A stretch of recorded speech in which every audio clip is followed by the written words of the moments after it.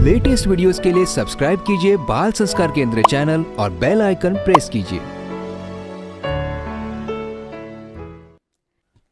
हरिओम बच्चों, आज के बाल संस्कार का विषय है उत्तरायण पर्व। उत्तर माने परमात्मा की ऊंचाई, दक्षिण माने संसार की माया। सूर्य देव जैसे उत्तर से दक्षिण में आते हैं और फिर दक्षिण से उत्तर की ओर, ऐसे ही ब्रह्म ज्ञानी महापुरुष उत्तर की यानी परमात्मा ऊंचाई की यात्रा करते हुए फिर दक्षिण में यानी हम लोगों के बीच आते हैं, ताकि हम सब भी उनके साथ चल पड़ें और उत्तर की यात्रा कर लें, ईश्वर प्राप्ति कर लें, अपने जीवन का परम लक्ष्य पालें। उत्तरायण का पर्व भी यही संदेश देता है। पूज्य बापूजी का स्मरण करते हुए शुरू करते हैं आज का बाल संस्कार केंद्र। बच्चों, अब हम सभी अनामिका उंगली से तिलक करने के स्थान पर स्पर्श करते हुए मंत्र बोलेंगे। ओम गं गणपते नमः। ओम गं गणपते नमः। ओम श्री सरस्वते नमः। ओम श्री सरस्वते नमः। ओम श्री गुरुभ्यो नमः। ओम श्री गुरुभ्यो नमः। हम सभी बच्चे गायत्री मंत्र बोलते हुए भगवान सूर्य नारायण की वंदना करेंगे। ओम भूर्भुवः स्वः तत्सवितुर्वरेण्यं भर्गो देवस्य धीमहि धियो यो नः प्रचोदयात्। ओम नमस्ते देवदेवेश सहस्रकिरणोज्ज्वल लोकदीप नमस्तेस्तु नमस्ते कोणवल्लभः भास्कराय नमो नित्यं खगोलकाय नमो नमः विष्णवे कालचक्राय सोमायामित तेजसे। अर्थात, हे देव देवेश, आप सहस्त्र किरणों के प्रकाशमान हैं। हे कोण वल्लभ, आप संसार के लिए दीपक हैं। आपको हमारा नमस्कार है। विष्णु, काल चक्र, अमित, तेजस्वी, सोम आदि नामों से सुशोभित एवं अंतरिक्ष में स्थित होकर संपूर्ण विश्व को प्रकाशित करने वाले आप भगवान भास्कर, आपको हमारा नमस्कार है। सभी बच्चे मन को एकाग्र करने वाला और मन की चंचलता को दूर करने वाला एक अनुपम प्रयोग करेंगे, टंक विद्या। दोनों नथुनों से श्वास लो, दोनों से लो लो लो, खूब लो।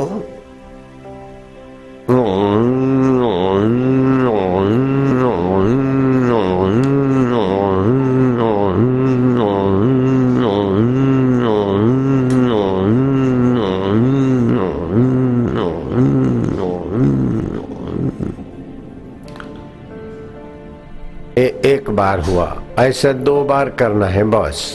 फिर से लो।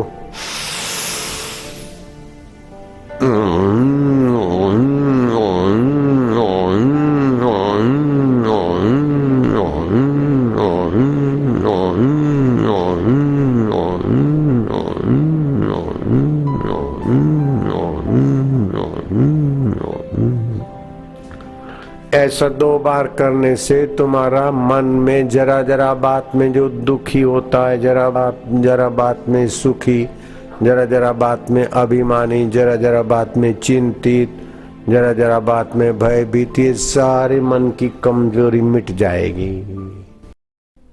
अब सभी बच्चे करेंगे ओमकार गुंजन। ओमकार मंत्र, गायत्री छंद, परमात्मा ऋषि, अंतर्यामी देवता, ईश्वर प्रीति अर्थे,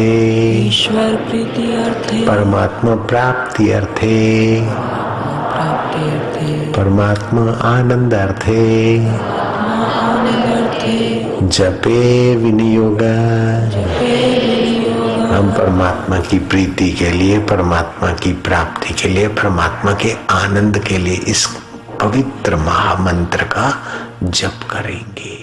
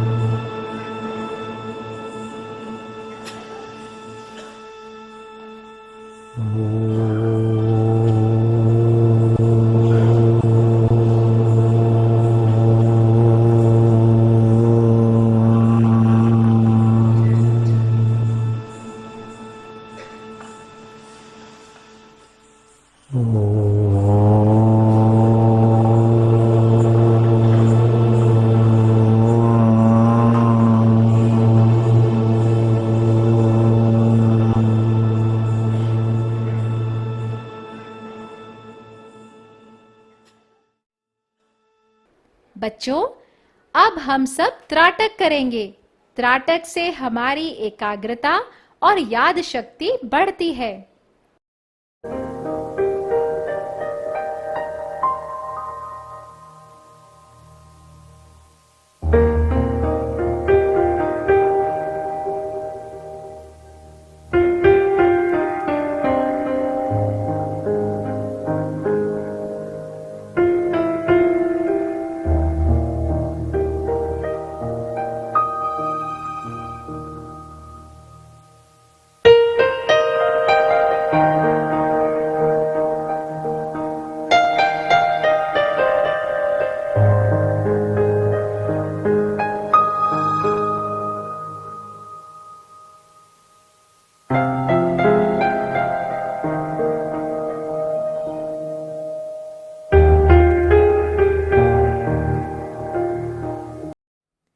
बच्चों, अब बारी है कहानी की और आज की कहानी का शीर्षक है भाग्य बड़ा या पुरुषार्थ। उत्तरायण देवताओं का प्रभात काल होता है। सूर्य के उत्तरायण होने पर ही भीष्म पितामह ने स्वेच्छा से शरीर का त्याग किया था। भीष्म पितामह पुरुषार्थी थे। उन्होंने पुरुषार्थ करके आजीवन अखंड ब्रह्मचर्य व्रत का पालन किया, जिसके कारण उनका शरीर 105 साल की उम्र में भी स्वस्थ और मजबूत था। भारत के युद्ध में कई योद्धा उनके बाणों का निशाना बनकर मौत के घाट उतर गए। ब्रह्मचर्य पुरुषार्थ के बल पर ही वे 58 दिनों तक बाणों की सरसैया पर लेटकर सूर्य के उत्तरायण में आने का इंतजार करते रहे और पीड़ा सहन करते हुए मृत्यु को रोके रखा। एक बार युधिष्ठिर ने भीष्म पितामह से पूछा, पितामह, भाग्य और पुरुषार्थ में कौन श्रेष्ठ है?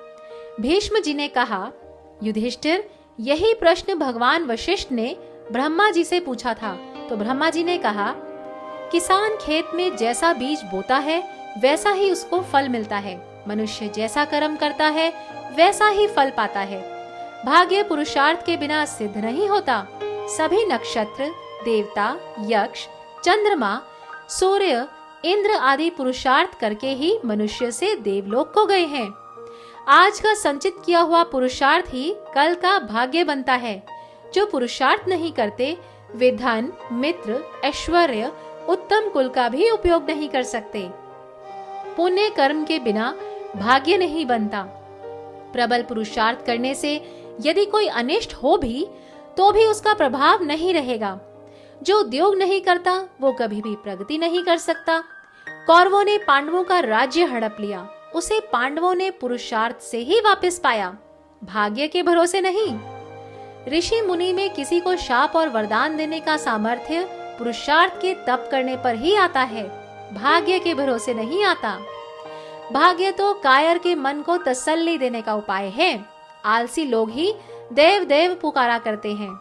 जैसे सूर्य उदित होकर संपूर्ण मंडल को प्रकाशित करते हैं, उसी प्रकार हे मानव, तू स्वयं पुरुषार्थ कर, उठ, उन्नत हो और सूर्य की नाई अपना आत्म तेज विकसित कर। दे ध्यान पूरा कार्य में, मत दूसरे में ध्यान दे, कर तू नियम से कार्य सब, खाली समय मत जान दे। सच जान जो है आलसी, निज हानि करते हैं सदा, करते उन्हीं का संग जो, वे भी दुखी हो सर्वदा। संस्कृति सुवास। मकर संक्रांति का वैज्ञानिक महत्व। प्राचीन खगोल शास्त्रियों ने, विज्ञानियों ने सूर्य की रश्मियों का अध्ययन करते हुए सूर्य नारायण के मार्ग में 12 भाग किए। प्रत्येक भाग को राशि कहा गया। सूर्य का एक राशि से दूसरी राशि में प्रवेश करना संक्रांति कहलाता है। हर महीने संक्रांति होती है। उत्तरायण के दिन से सूर्य मकर राशि में प्रविष्ट होता है, इसीलिए इसको मकर संक्रांति कहते हैं। दक्षिण भारत में तमिल वर्ष की शुरुआत इसी दिन से होती है। वहाँ ये पर्व थई पोंगल के नाम से जाना जाता है। सिंधी लोग इस पर्व को तिरमौरी कहते हैं। उत्तर भारत में ये पर्व मकर संक्रांति के नाम से और गुजरात में उत्तरायण नाम से जाना जाता है। इस दिन से अंधकारमय रात्रि कम होती जाती है और प्रकाशमय दिवस बढ़ता जाता है। प्रकृति का यह परिवर्तन हमें प्रेरणा देता है कि हम भी अज्ञान रूपी अंधकार को दूर कर आत्मज्ञान रूपी प्रकाश प्राप्त करने का यत्न करें। मानवीय 6 महीने बीतते हैं, तब देवताओं की एक रात होती है। उत्तरायण के दिन से देवताओं की सुबह मानी जाती है। इस दिन से देवता लोग धरती पर हो हवन, यज्ञ, याग, नैवेद्य, प्रार्थना आदि को स्वीकार करने के लिए सूक्ष्म रूप से विचरण करते हैं। ज्ञान का चुटकुला। एक आदमी ने एक बच्चे से पूछा, बताओ मेरी उम्र कितनी है? चिंटू, 42 साल। तुम्हें कैसे पता? क्योंकि मेरे पड़ोस में एक लड़का रहता है, वो आधा पागल है और उसकी उम्र 21 साल है। इसी से मैंने अंदाजा लगा लिया कि आपकी उम्र 42 साल होगी। सीख। हमारे अंदर अच्छे संस्कार होने चाहिए। हमें बड़ों के साथ आदर युक्त व्यवहार करना चाहिए। पर्व मांगल्य। उत्तरायण का दिन पुण्यमय दिवस है। उत्तरायण देवताओं का प्रभात काल है। देवी पुराण में लिखा है कि इस पर्व पर जो सूर्योदय से पहले स्नान नहीं करते हैं, वे 7 जन्मों तक रोगी और निर्धन रहते हैं। मकर संक्रांति के दिन सूर्योदय से पहले स्नान करने से 10,000 गौदान करने का फल शास्त्रों में लिखा है। प्रातःकाल गोझरण, तिल, हल्दी और आंवले का चूर्ण, इनका उपटन बनाकर उसे लगाकर स्नान करें तो शरीर ओजस्वी, निरोग और कांतिमय होता है। स्नान के पश्चात पवित्र होकर शुद्ध मन से तांबे के लोटे में चंदन, कुमकुम, लाल रंग के फूल तथा गंगा जल डालकर पूर्वाभिमुख होकर सूर्य गायत्री मंत्र से 3 बार सूर्य भगवान को जल दें और 7 बार अपने ही स्थान पर परिक्रमा करें। सूर्य गायत्री मंत्र। ओम आदित्याय विद्महे भास्कराय धीमहि तन्नो भानुः प्रचोदयात्। सूर्य बीज मंत्र। ओम ह्रां ह्रीं सः सूर्याय नमः। चढ़ा हुआ जल जिस धरती पर गिरे वहाँ की मिट्टी का तिलक लगाते हैं तथा लोटे में बचाकर रखा हुआ जल महामृत्युंजय मंत्र और आरोग्य मंत्र का जप करके पीते हैं तो आरोग्य व दुर्घटना आदि से खूब रक्षा होती है। फिर आदित्य हृदय स्तोत्र का पाठ करने अथवा सुनने से भगवान सूर्य की प्रसन्नता मिलती है। इस दिन जो 6 प्रकार से तिलों का उपयोग करता है, वो इस लोक और प्रलोक में वांछित फल को पाता है। पितरों के आत्मा की शांति, स्वयं के स्वास्थ्य के लिए तिल के 6 प्रयोग होते हैं। पहला, पानी में तिल डाल के स्नान करना। दूसरा, तिलों का उपटन लगाना। तीसरा, तिल डालकर पितरों का तर्पण करना, जल देना। चौथा, अग्नि में तिल डालकर यज्ञ आदि करना। पांचवा, तिलों का दान करना। और छठा, तिल खाना। तो उत्तरायण के दिन किया हुआ सत्कर्म अनंत गुना हो जाता है। पक्षियों, चींटियों, मछलियों को अनाज वह गायों को घास, तिल, गुड़ आदि खिलाएं। जिनके पास जो भी हो उसका इस दिन अगर सदुपयोग करें तो वे बहुत अधिक लाभ पाते हैं। मौन रखना, जप करना, जो भी करोगे कई गुना पुण्यमय हो जाएगा। इसीलिए बच्चों, आप सब भी उत्तरायण पर्व का खूब लाभ उठाएं और खूब पुण्य अर्जित करें। प्रतियोगिता। अब बारी है ज्ञान विज्ञान प्रतियोगिता की। आपको एक प्रश्न पूछा जाएगा, उत्तर में 4 विकल्प होंगे और आपको 10 सेकंड में सही उत्तर बताना है। प्रश्न है, निम्नलिखित में से किस दिन चंद्रमा सबसे बड़ा दिखाई देता है? विकल्प है कृष्ण पक्ष की दूज, कृष्ण पक्ष की चतुर्दशी, शुक्ल पक्ष की चतुर्थी या शुक्ल पक्ष की एकादशी।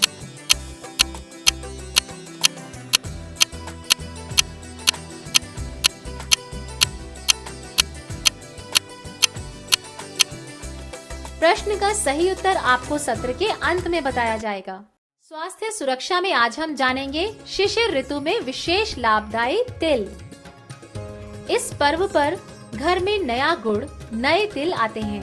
उत्तरायण सर्दियों के दिनों में आता है तो शरीर को पौष्टिकता चाहिए और शिशिर ऋतु में तिल के सेवन से शरीर में गर्मी व बल आता है। अस्थि, संधि, त्वचा, केश व दांत मजबूत बनते हैं। तिल के तेल की गई मालिश मजबूती व स्फूर्ति लाती है। बादाम की अपेक्षा तिल में 6 गुना से भी अधिक कैल्शियम होता है और विटामिन भी प्रचुर मात्रा में पाए जाते हैं। तिल के लड्डू खाने से मधुरता व स्निग्धता प्राप्त होती है तथा शरीर पुष्ट बनता है। इसीलिए इस दिन तिल गुड़ के लड्डू खाएं और खिलाएं और बांटें। अब हम गाएंगे मधुर भजन नारायण ओम संकीर्तन। ये कैसा है जादू समझ में न आया, ये कैसा है जादू समझ में न आया।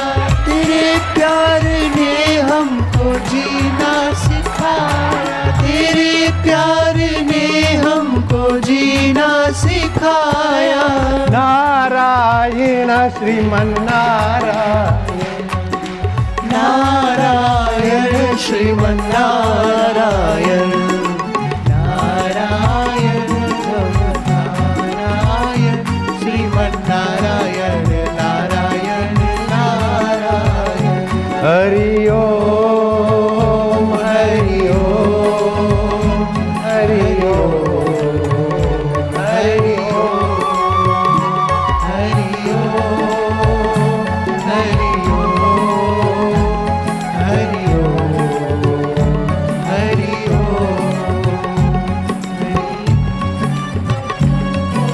दाता दयालु न भूलूं मैं तुमको, हे दाता दयालु। इसी जन्म में गुरु रहमत को पालूं, इसी जन्म में गुरु रहमत को पालूं। नारायण श्रीमन नारायण, नारायण श्रीमन नारायण, नारायण भवतारायण श्रीमन नारायण, नारायण हरि ओम हरि ओम हरि ओम हरि ओम हरि ओम हरि ओम हरि ओम हरि ओम हरि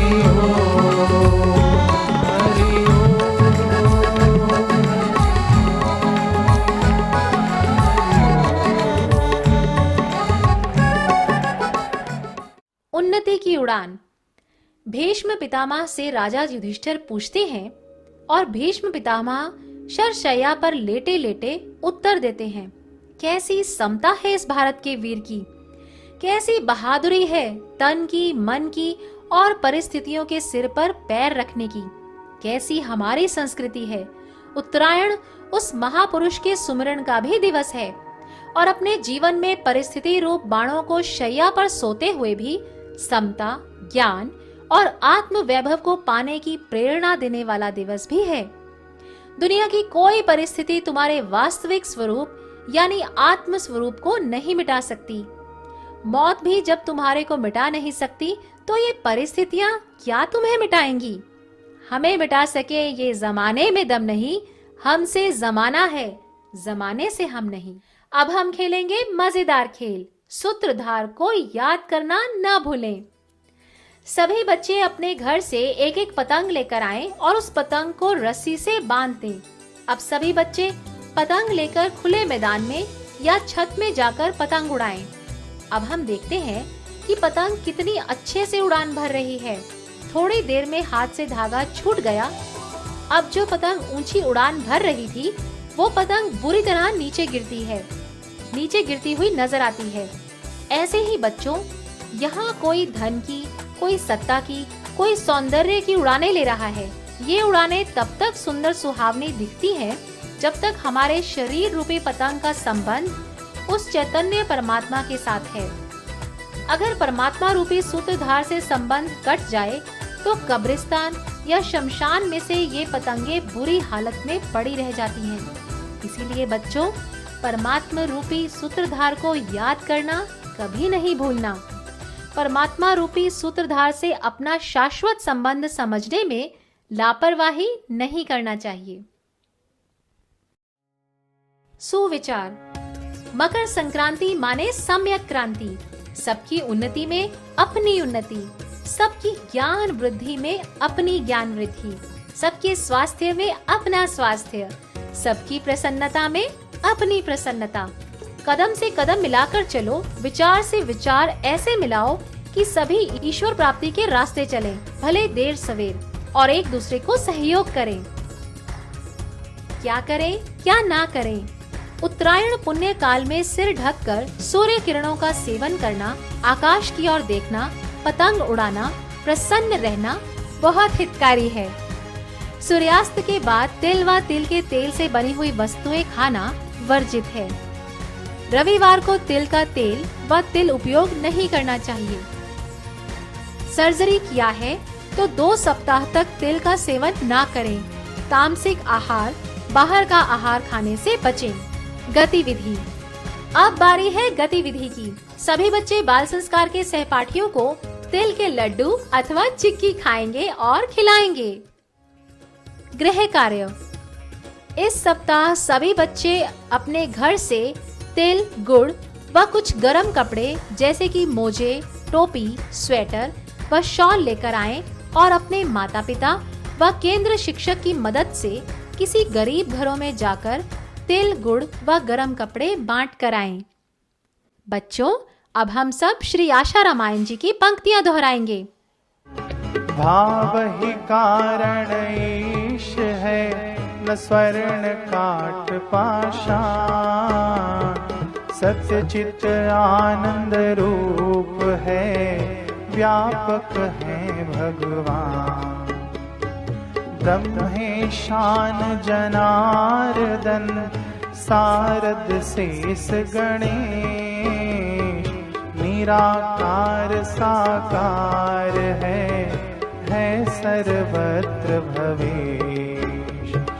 होवे आसुमल ब्रह्मभ्यासी, जन्म अनेकों लागे बासी। दूर हो गई आधि व्याधि, सिद्ध हो गई सहज समाधि। एक रात नदी तट मन आकर्षा, आई जोर से आंधी वर्षा। बंद मकान बरामद खाली, बैठे वहीं समाधि लगा ली। देखा किसी ने सोचा डाकू, लाई लाठी भाला चाकू। दौड़े चीखे शोर मच गया, टूटी समाधि ध्यान खिंच गया।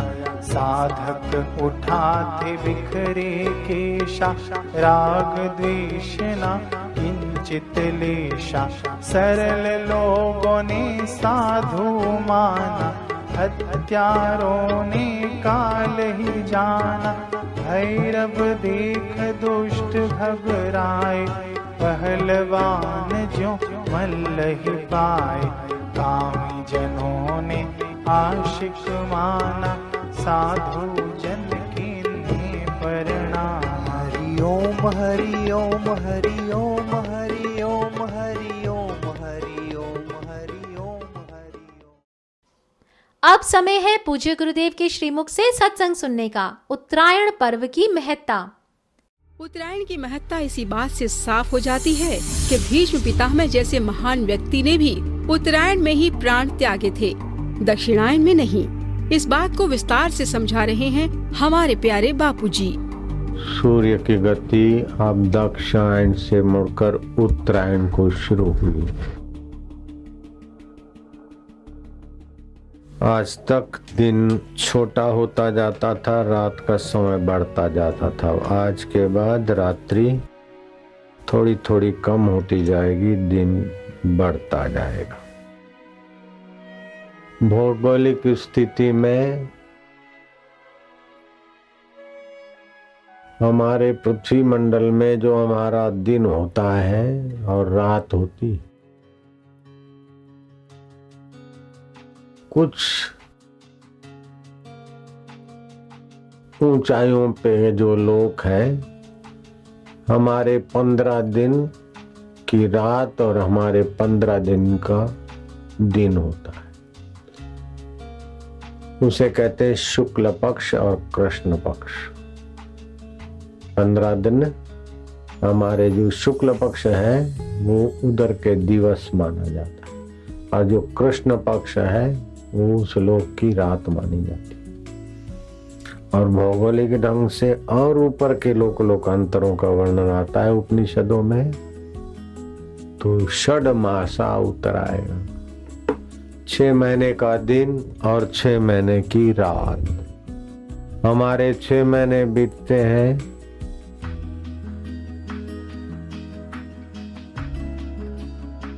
तो वहां दिन होता है, और 6 महीने दूसरे हमारे बीतते दक्षिणायन के तो वहां रात होती है। गीता में भी वर्णन आता है उत्तरायण दक्षिणायन का, और भीष्म जी ने भी उत्तरायण में अपना किलेवर, अपना शरीर छोड़ने का निश्चय किया। सूर्य के किरणों में जो रोग प्रतिकारक शक्ति है, रोग नाशिनी शक्ति है, वो दुनिया की सब औषधों में मिलाकर भी नहीं। जो माया सूर्य किरणों से अपने को बचाए रखती है, वो माइयों के जीवन में ज्यादा बीमारी देखी जा सकती है। इसलिए सूर्य के प्रकाश में थोड़ी देर बैठना चाहिए अथवा फायदा उठाना चाहिए। सिर पर सूर्य का तीखा प्रकाश ना लगे, उसका ख्याल रखना। रक्त का पीलापन अथवा पतलापन अथवा लोह की, हेमोग्लोबिन की कमी अथवा नसों की दुर्बलता सूर्य चिकित्सा से ठीक हो जाती। और अपने यहाँ तो सूर्याय नमः, रवये नमः, मित्राय नमः, पूषणे नमः, खगाय नमः। सूर्य के 12 महीनों के एक महीने के सूर्य देवता के अलग अलग नाम है, और एक नाम की अपनी महिमा है। तो सूर्य नारायण की उपासना और सूर्य पक्ष और चंद्र पक्ष अर्थात उत्तरायण और दक्षिणायन। तो जो धर्मात्मा आदमी है और दक्षिणायन में मरता है और संसार की उसे इच्छा है,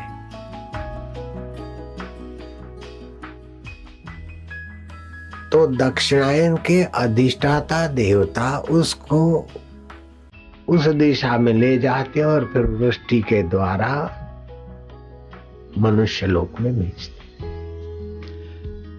लेकिन जो निष्काम भाव व्यक्ति है और भगवत भक्ति और जिसके जीवन में भगवत तेज है, ओज है जप तप का, तो वो अगर दक्षिणायन में मरता है तभी भी उसको दक्षिणायन देवता अपने पास रखकर उत्तरायण देवता का समय आता है उसे सौंप देता है।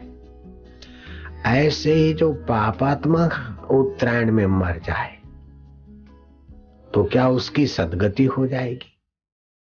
क्या पुण्यात्मा दक्षिणायन में मर जाए तो उसकी दुर्गति हो जाएगी? जो भीष्म जी ने अपने 58 दिन सरसैया पर गुजारे और उत्तरायण में मरना पसंद किया, तो क्या दक्षिणायन में मरना नरक में ले जाता है?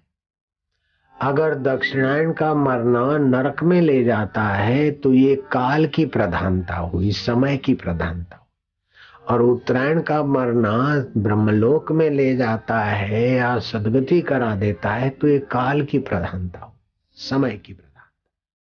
तो जो उत्तरायण में मरेंगे वे चाहे कैसे भी हों तो उनकी सदगति हो जाएगी, और जो दक्षिणायन में मरेंगे 6 महीने बाद तो क्या उनकी दुर्गति हो जाएगी? अगर ऐसा होगा तो कर्म का सिद्धांत लड़खड़ा जाता है। अब रॉ मटेरियल पंचभूत भी वही का वही है और चैतन्य परमात्मा भी वही का वही,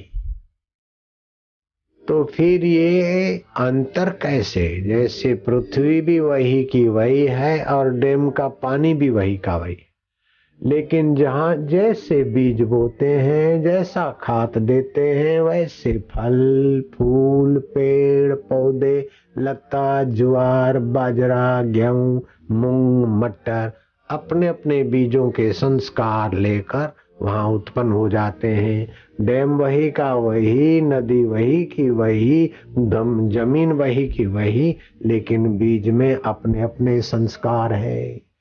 ऐसे ये मनुष्य का स्थूल शरीर तो यहाँ छूट जाता है, लेकिन स्थूल शरीर अगर पापी संस्कार वाला है, तमस वाला है, उसको दफना दो तो वहां घास जो पैदा होगी वो भी खाने वाले प्राणियों को उस प्रकार की प्रेरणा दे। भीष्म जी ने मरने की विधि बता दी कि ऐसा मरो कि सरसैया पर पड़े हो और बाणों की पीड़ा है, फिर भी मरते समय भगवान अच्युत का चिंतन करो और प्राण की धारणा की, और ऐसी धारणा की प्राणवायु की कि सारे बाण अपने आप निकलते गए और घाव भरते गए।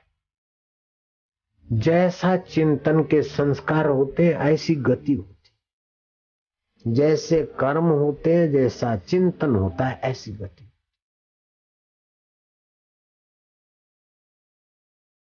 तो कर्म उन्नत करो, संग उन्नत करो, चिंतन उन्नत रखो, और उन्नत चिंतन दक्षिणायन हो चाहे उत्तरायण हो आपको उन्नत करेगा। लेकिन जिसने उन्नत चिंतन किया है, उन्नत कर्म है और उत्तरायण को ही जाता है तो विशेष सुविधा होती है। अगर दक्षिणायन को जाता है तो उतना समय वहां के दक्षिणायन अधिष्ठाता देवता के यहाँ पड़ा रहना उसकी अपेक्षा यही पड़े हैं सरसैया पर। तो संकल्प की प्रधानता से अंतःकरण के आकार और गति बनती। अगर द्वेष भरा है, किसी से मारपीट करनी है, तो फिर शेर की योनि वाला अंतःकरण वहीं प्रवेश करेगा। अगर वैर बुद्धि है तो सर्प की योनि वाला अंतःकरण सर्प बनेगा। अगर मांस खाने की रुचि वाले अंतःकरण है तो फिर गीध और मांसाहारी प्राणी बनने के लिए ले। ऐसा नहीं कि एक एक प्राणी को भगवान आकर बनाते हैं, ये बनो ये बनो ये बनो ये बनो, या ब्रह्मा जी बनाते हैं। इस प्रकार अंतःकरण की अवस्था बना दी, जैसे बीज में संस्कार डाल दिए और बीज जहां जिस माहौल में पैदा होगा वो अपने संस्कार लेकर जाए, ऐसे ही अंतःकरण में संस्कार। तो मनुष्य जीवन में अपना संस्कार उन्नत करने का अवसर है, बाकी का तो परंपरागत बदलती जाएगी। प्रश्नोत्तरी, उत्तरायण का आध्यात्मिक अर्थ क्या होता है? आज की कहानी से हमें क्या शिक्षा मिलती है? प्राचीन विज्ञानियों ने सूर्य नारायण के मार्ग में कितने भाग किए? इस ऋतु में तिल खाने से क्या लाभ होता है? तिल का सेवन कब नहीं करना चाहिए? उत्तरायण के दिन क्या करने पर 10,000 गोदान का फल मिलता है? सूर्य गायत्री मंत्र क्या है? मकर संक्रांति के दिन तेल के 6 प्रयोग कौन कौन से होते हैं? सभी बच्चे अपने अपने स्थान पर आरती करेंगे। शुभं करोति कल्याणं आरोग्यं सुख संपदा शत्रुबुद्धि विनाशाय दीपज्योति नमोस्तुते। दीपज्योति परब्रह्म दीपज्योति जनार्दन दीपो हरतु मे पापं संध्या दीपो नमोस्तुते। मन में बसा के तेरी मूर्ति, मन में बसा के तेरी मूर्ति, उतारो मैं गुरुवर तेरी आरती, उतारो मैं गुरुवर तेरी आरती। मन में बसा के तेरी मूर्ति, मन में बसा के तेरी मूर्ति, उतारो मैं गुरुवर तेरी आरती, उतारो मैं गुरुवर तेरी आरती।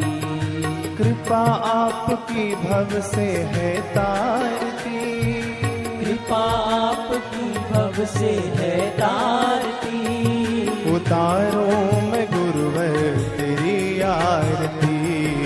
मन में बसा के तेरी मूर्ति, मन में बसा के तेरी मूर्ति, उतारो मैं गुरुवर तेरी आरती, उतारो मैं गुरुवर तेरी आरती। ब्रह्मनाद विष्णु शंख भोले का डमरू, बोले सदा सृष्टि में सर्वोच्च है गुरु। ब्रह्मनाद विष्णु शंख भोले का डमरू, बोले सदा सृष्टि में सर्वोच्च है गुरु। वेद पुराणों में भी है यही लिखा, दिव्य पुराणों में भी है यही लिखा, ज्ञानियों विज्ञानियों ने है यही कहा। गुरुमुख से बोलती है माँ भारती, गुरुमुख से बोलती है माँ भारती, उतारो मैं गुरुवर तेरी आरती, उतारो मैं गुरुवर तेरी आरती। काम क्रोध मोह माया लोभ सताए, ज्ञान का प्रकाश सबसे मुक्ति दिलाए। काम क्रोध मोह माया लोभ सताए, ज्ञान का प्रकाश सबसे मुक्ति दिलाए। सतगुरु कृपा है तो काहे काहे डर, सतगुरु कृपा है तो काहे काहे डर, सतगुरु के नाम का अनोखा है असर। गुरु कृपा ही पापों को संहारती, गुरु कृपा ही पापों को संहारती, उतारो मैं गुरुवर तेरी आरती, उतारो मैं गुरुवर तेरी आरती। देव धनुज यक्ष मनुज सबकी भावना, जानते हैं आप करते पूर्ण कामना। देव मनुज यक्ष मनुज सबकी भावना, जानते हैं आप करते पूर्ण कामना। आपकी नजर से कोई भेद ना छुपे, आपकी नजर से कोई भेद ना छुपे। आप अगर चाहें तो काल रख रुके, आपकी दया दृष्टि दुख निवारती, आपकी दया दृष्टि दुख निवारती। उतारो मैं गुरुवर तेरी आरती, उतारो मैं गुरुवर तेरी आरती। मन में बसा के तेरी मूर्ति, मन में बसा के तेरी मूर्ति, उतारो मैं गुरुवर तेरी आरती, उतारो मैं गुरुवर तेरी आरती, उतारो मैं गुरुवर तेरी आरती। उतारो मैं गुरुवर तेरी आरती। नारायण नारायण नारायण नारायण। इसी के साथ हमारा आज का बाल संस्कार केंद्र संपन्न होता है और अगले सप्ताह फिर मिलेंगे बच्चों एक नए ज्ञानवर्धक विषय के साथ। तब तक के लिए हरि ओम। ज्ञान विज्ञान प्रतियोगिता प्रश्न का सही उत्तर है कृष्ण पक्ष की दूज, क्योंकि दिए गए विकल्पों में से यही दिन पूर्णिमा के सबसे अधिक पास है।